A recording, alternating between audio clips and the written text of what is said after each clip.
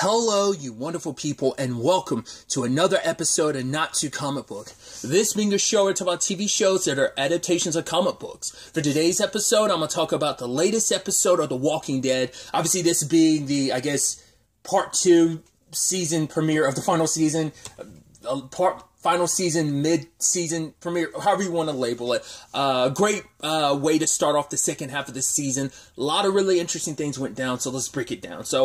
Well, first and foremost, let's start off with Maggie and them, kind of where everything kind of takes off. Obviously, we're in the aftermath of, Leah unleashing hell upon them, and it's right, no one gets out of here alive after she framed Daryl for killing Pope. And so, she's got to ensure the rest of her family ends up surviving, so she's going after everyone, and so, it is a battle for survival. Luckily, Negan and Elijah meet up with her.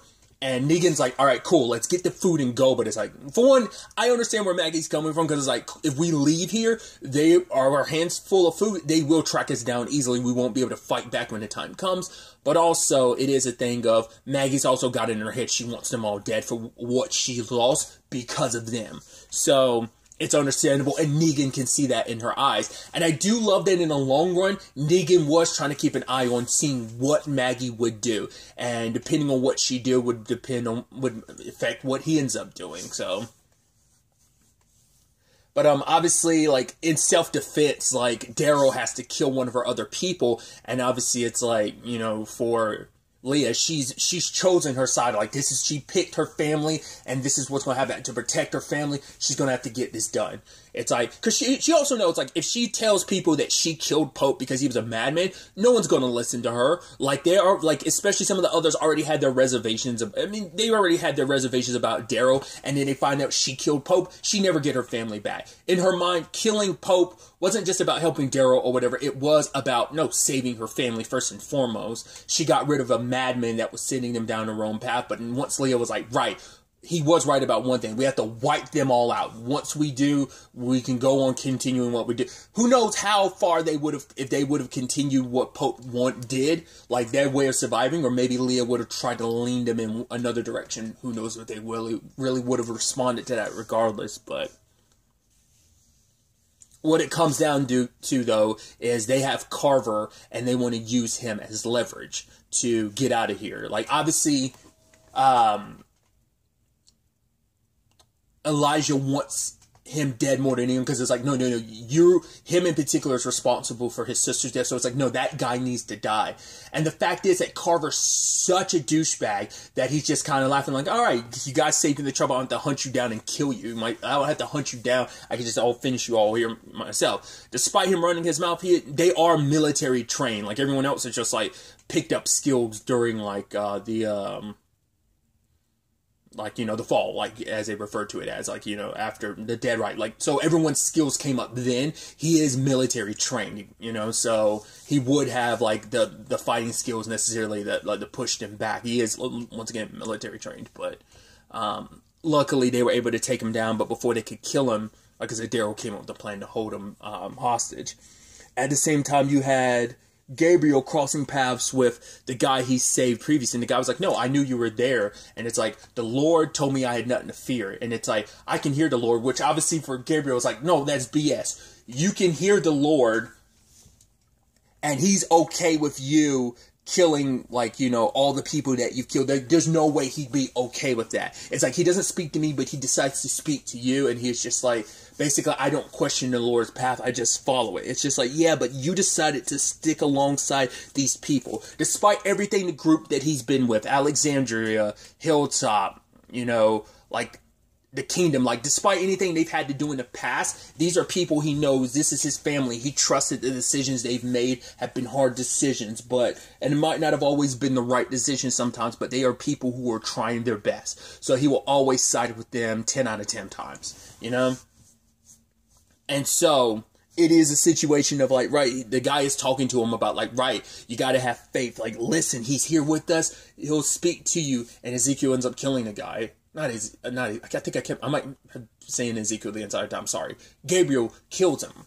So, I'm curious. Obviously, Gabriel's faith has been shaken for a while now, especially after, his encounter with, wasn't it Robert Patrick, if I'm remembering correctly? Which is so interesting, like, comic book wise, because it's like, yeah, because he was in this, and then, like, obviously most recently he was in Peacemaker, which literally wrapped up this past week. But my point is, I believe it was Robert Patrick, like the twin situation, I believe. Like, that episode really shook him, like him and Aaron episode, and I think like his faith has been shaken for a while, and especially when you just think about where Gabriel started in the story, like, you know, and to where he is now, and just everything that they've been through, everything that they've lost. It's just, I think it's understandable why his faith would be shaken, why his faith would be a little lost on him in a time and moments like this. So. But obviously for him, it's like he's going to cut down anyone that stands in a way that could be potentially in a position to hurt his family. So he ended up killing the guy, because it's just kind of like, because the guy was like, no one's beyond saving, and Gabriel kills him because he's like, I don't believe that. Like, you know, and I guess like as a father, that is the irony of it. Like, do you believe that everyone can be saved? Do you not? Like, I don't know. I think a lot of that is what Gabriel's going to be questioning himself going forward, because when it was even all said and done, he was like, he's trying to have faith. He's trying, but even then, it's like, it's become a very hard thing for him. It isn't something he could just kind of, blind faith isn't that thing he can kind of have anymore. Like, he can't just give his all to faith. It's just, it's a little harder now, because there's just a lot to it, so. Daryl ends up making the deal with Leah, and it's like, right, I'll let you guys drop your guns, you leave, and don't come back. We'll eventually cut Carver free, and then he can go with you guys, eventually. So, this is the deal, but Leah doesn't trust him, because she's like, no more lies, and ends up having a sniper nearby. And then you had the whole Elijah thing where he was like walking forward. I was like, oh, please stop, Elijah. Please stop. Don't let that. But luckily, Gabriel, he was like, oh, like, Jensen, that's not here. Call me Gabriel. I was like, yeah. And so the time comes, it's like, cool. You have your chance.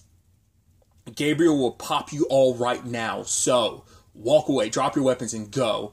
And so they're walking away. Maggie goes, fine. Because Maggie's like, if given the opportunity, if we left here, you would have just followed us and killed us. And even Leah's like, maybe. The fact is, I guess she figured, right, who knows how she would have, because it's like, she isn't Pope. Pope definitely would have. Once again, it's still a toss-up on what Leah would have done. The others would have been like, no, we got to get revenge after everyone that died. But for Maggie, it's the same thing. Even, you know, sadly, they're like two sides of the same coin in a situation. They are very similar, both for trying to get revenge for their families and save their respective families. And then you add in Daryl in the mix, who's in the middle ground, being like, no, we don't have to do this. Like, there could have been a better way. There has to be a better way than just like, what are we going to do? Constantly run into each other and kill each other. It's like, there's already enough out there killing us. We don't need to add more fuel to the fire. It's like, rather than being enemies, we could have come together. It didn't have to be this way. And, you know, obviously, it's the words from Elijah being like, they can't get away, like, no matter what. And so, given the opportunity, Maggie kills everyone. She wounds Leah, but kills everyone, and makes sure to kill Carver. And obviously, Daryl didn't want things to go that way. And when he goes to Leah, it's like, we could have had our second chance. But he's like, just go. And, you know, I'm letting you go. And she leaves. So, well, he leaves, but that doesn't mean we're done with Leah. She could always pop up again, because it's also like, right, she has nothing now. Her entire family's gone, but, you know, maybe she'll take that on herself, being like, right, it's a byproduct, and it's kind of what Gabriel talks about later on. It all comes down to choices, you know? And everyone in this situation sadly made their choice, and it's something they kind of have to live with, and it's like basically having doubt, and it's what Gabriel's saying is not something bad. That's never going to be a bad thing to have your doubts and stuff like that. So, but for Maggie, she just could not let this go. It's like, right, they have to die. So they gathered up all of the food. Obviously, like, Daryl and Maggie knows like how upset Daryl is about everything. So It's like he didn't want it to go. Because even he was saying, like, he wasn't doing this for Leah. Maybe in some shape or form he still was, because he did care about her. But it was still the thing of, this doesn't have to continue to be this back and forth of blood and death. Like, we could find another way. But once again, the lines in the sand were drawn. And so, sadly, she ended up finding Alden gone. And was like, sadly, that kind of... It's sad that it came down to that. But you kind of figured it would. You were hoping. But the moment that guy was in there... You're like, that Walker was in there, and you're like, he didn't make it.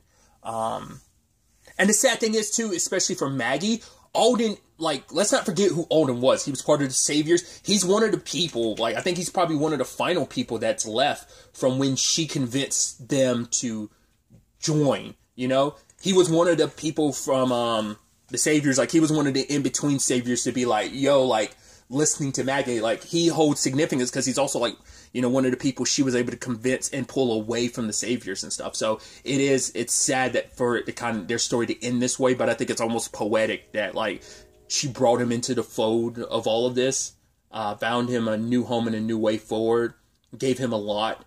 You know, she helped pave the way, which led to him getting, like, so much more in the process. And, I mean, and a lot of that, sadly, is gone. He was kind of left alone, and it's, you know, it's a heartbreaking situation. And I think, like I said, I just think it's poetic that Maggie would be the one to find him and put an end to him. But when the time comes, Negan comes over and he was like, right, what you were going to do, you are always going to do. Promisers or not. You might say, like, oh, you're not going to. Eventually, you will do the same thing for me, so I'm not just going to wait around. I'm going my own way. And Maggie can't fight it because it's like, right, because that's what I'm saying. Like, it was so, Negan was so indicative, like, Maggie's choices it was so indicative of her situation with Negan. She could never forgive and forget for these people. Like, there's no way, these are just people. These are people she cared about, sure. People she cared about deeply. They were her family. We're talking about her husband, the father of her child who would never get to know, his father because of Negan. So it's like, if you can never there's no way, like, because she kept putting it off, but she kept threatening him. But if she had let them go, maybe Negan would have been like, all right, I'll stay, because I know Maggie will keep her promise. But her putting them down means, like, no, I can't stay here. You will, even if it's not today, if it's not tomorrow, you will eventually decide to put me down. So I'm not going to be basically putting myself in a position to allow you to kill me. So I'm going my own way. So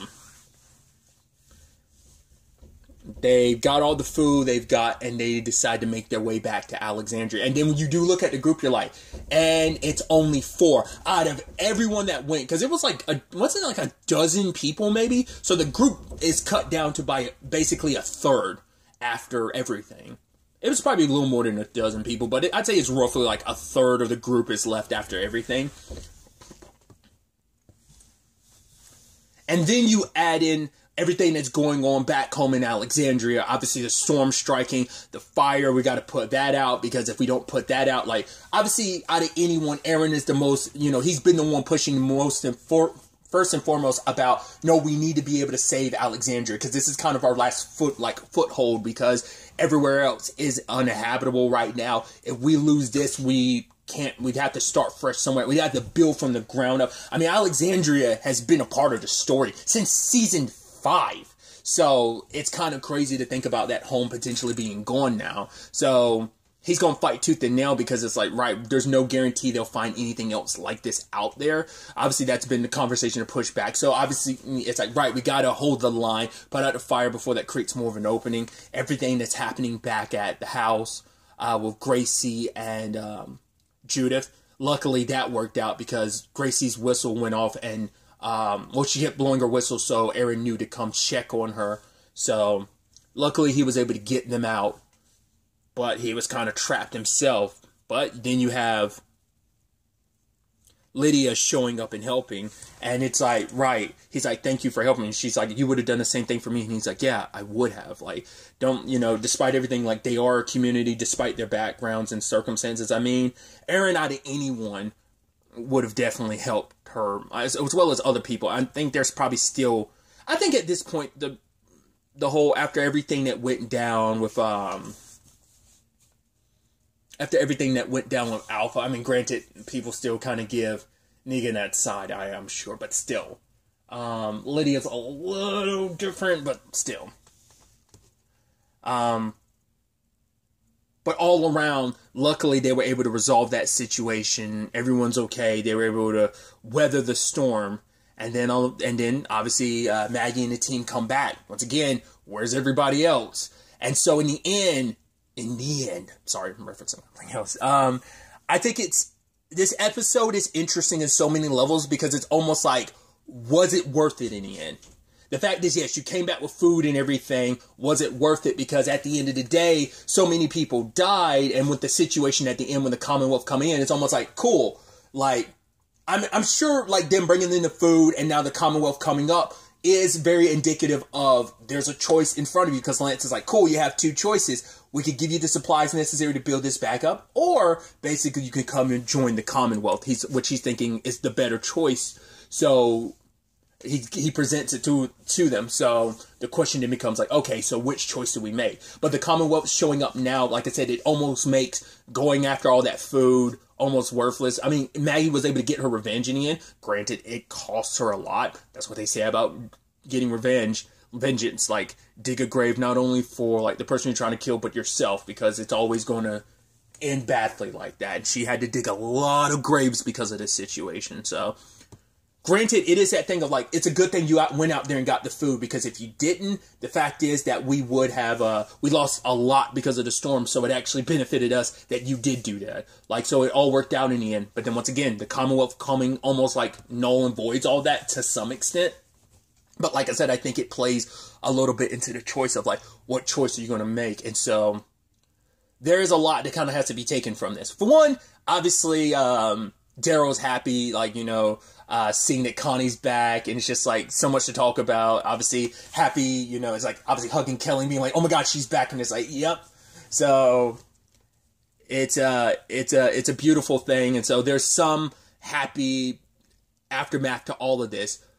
But then like I said, we get into the complications of like, for Lydia, it's like, oh, where's Negan? It's like, he's going and he's not coming back, which sucks for Lydia because she does like Negan, because her and Negan had a very similar circumstance of like how they were a part of this group. Like, they were kind of still outsiders to an extent. And so obviously that stings a little, like not having that other person around anymore, who kind of is that one person that would be by your side, that would understand what you're going through. Like, they are tied very, like, those characters are so intrinsic to each other. So him leaving, yes, it was out of self-preservation, but it also kind of like, oh, you kind of, I mean, yes, like, there are people in this group who care about me, who've got my back, and, you know, it's like, she's a lot more part of the community than Negan ever really was, through other people's eyes, I'm sure, but it's still that thing of like, right, him leaving still hurts in its own right, you know? So how that affects Lydia going forward is definitely going to be interesting. But yeah, at the end, we skipped to 6 months earlier and everything happening at Hilltop, and Maggie saying things don't have to be like this, and we see that Daryl's with the Commonwealth. So everyone made their choices, I guess. So maybe it's supposed to be like either Maggie and Daryl, and like everyone made the choice to join, or maybe some people did. Maybe like Maggie decided to take some of the food and stuff like that from Hilltop, and like, you know, try to rebuild like she accepted the deal of like, all right, let's go, we're going to accept the help. We're going to accept the like materials and stuff like that. You can help us rebuild. And she went back to rebuilding Hilltop, where maybe a lot of people from Alexandria decided to join. So it's probably even further lines being drawn in the sand with those who decided to go with the Commonwealth versus those who decided to kind of choose like Maggie's side. So we at least see Daryl and Maggie potentially on opposite sides. Granted, after everything with Leah and her people, like, it's understandable why they would be. So it is, and once again, it is all about choices and everything, right? So I'm very interested to see where this all goes, because we removed one potential situation, obviously Leah and her people, but now we got to deal with the Commonwealth. So I think going forward, it's going to be a full focus on them wholeheartedly now that everyone's kind of semi back together. So it's going to be interesting to see, like, will we get some of that? Is it going to be a thing as the rest of the season progresses, as part 2 of the season progresses? We'll bounce back and forth in that 6-month period? Or will it just be like, mainly we'll skip over that and just kind of deal with the aftermath of it. I'm curious to see what we kind of like spend the next episode or two leading up to some of that, to where we are present day after that 6-month time skip.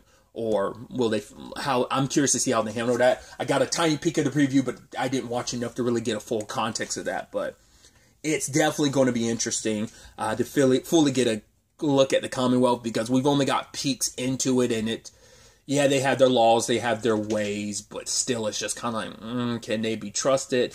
Once again, how does this play into the greater universe of The Walking Dead because of things that happened in World Beyond, as well as how World Beyond ended, which at the time I was kind of stupid in not realizing. For one, I do need to go back and rewatch that episode, because there were certain things that were happening and being said in the background I didn't pay as much attention to, because I was just subtitle overload to an extent. But there's that, plus it didn't correlate in my head what that very ending meant until I read something else like the next day after that series finale. I was like, that makes sense. Like, I didn't even pay, like, I'm so like zombie, like, desensitized in a regard that I didn't even recognize, like, oh my god, that's a different zombie. You know, it's a whole thing. So where that leads us, obviously everything going on in Fear's kind of owning its own lane in certain regards, so I don't see that necessarily translating over. I mean, obviously there's going to probably be some crossover to some extent, but who knows? But I'm curious, like, what the aftermath of Beyond really kind of means, and what kind of effect that's going to have on both Fear and the final season of this, you know, just universe going forward. So a lot of that has to be thought about as well. So I'm curious, will this part 2 touch on any of that? We'll ultimately have to wait and see. But it's definitely going to be interesting to see where the rest of part 2 of the final season takes us. But really, that's all I want to talk about. Until the next time we meet, be happy, be safe, live life to the fullest, and enjoy it. Good day, and good